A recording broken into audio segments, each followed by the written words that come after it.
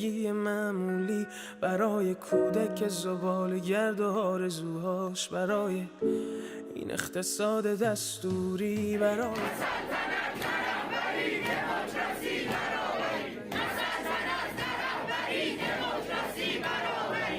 احتمال انقراضش، برای سگهای بیگناه ممنوعه، برای گریه های بیوقفه، برای تصویر تکرار این لحظه، برای چهره ای که میخنده، برای دانش آموزان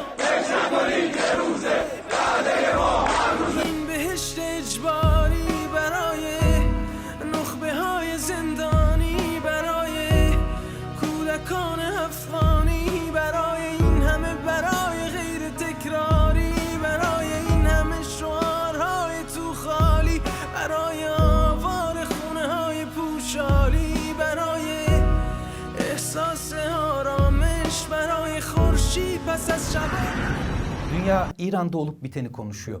22 yaşındaki Mahsa Amini'nin 16 Eylül'de gözaltındayken katledilmesinden bu yana ülke protestolara tanıklık ediyor.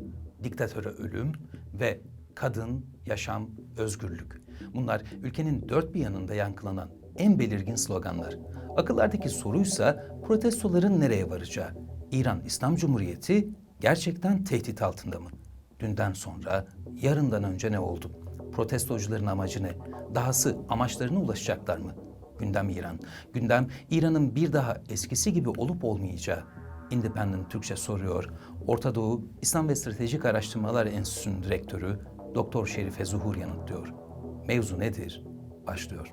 About the morality policy in Iran, what are you thinking about the latest developments? I don't think that the government of Iran deliberately told anyone in the press that it canceled its hijab policy, nor do I think it will. I think people misinterpreted a press interview, with the important official of the judiciary. And what he said in it is that the morality police basically are part of the police, therefore they can be canceled by the police.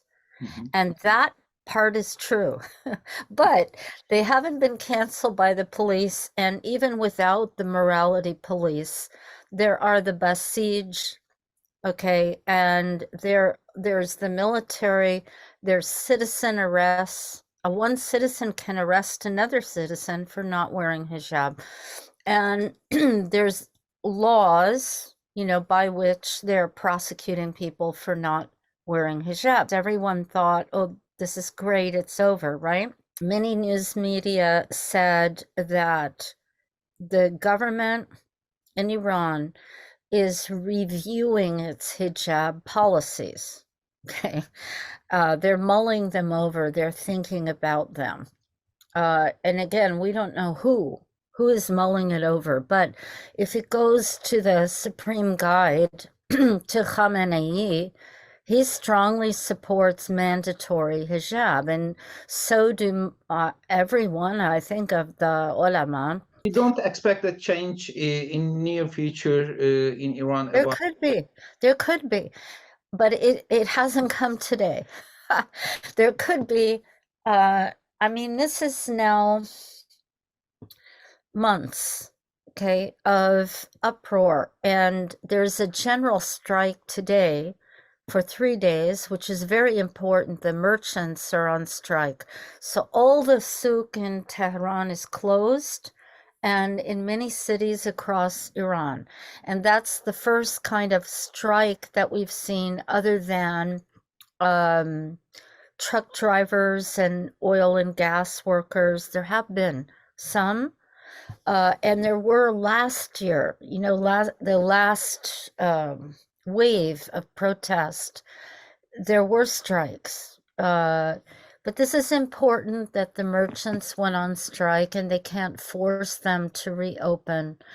The Islamic Republic has very strongly defended itself against any attempts at revolt, or even revolt with the aim of reform. as in 2009. That was more of a reform revolution. I think many people in that movement still support an Islamic Republic of Iran, but they were viciously put down at every level, from protesters to individuals in politics who supported them. So it's possible that this time people have recognized the government isn't going to give them anything they want. And many of the people protesting are very young, and they aren't as compromised, or shall we say beaten down in life as some of the older people would be, or they're not as cynical, they're more idealistic. There have been, we don't really know, but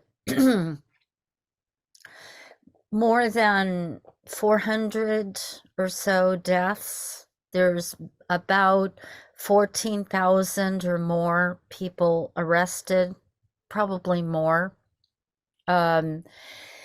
You could think, okay, what are their parents going to do? If it's mostly very young people, at a certain point, their parents will say, it's not worth it, stay home, or try to discourage them. It's hard to say, because unlike the revolutions that occurred in Egypt and in Tunisia, this is not brief and fast. It's slower, and we don't see signs of the military or the police changing their mind. Actually, the regime is not going to fall tomorrow. They haven't given an indication of being wise and giving in on something. But if they are wise, it's kind of like when you're a parent and your teenager insists or begins to insist on a certain freedom that you haven't given them before. And you say to them, okay, if you're responsible, I'll let you do this much. Okay, that would be the wise thing to do. I don't know if they'll do that or not.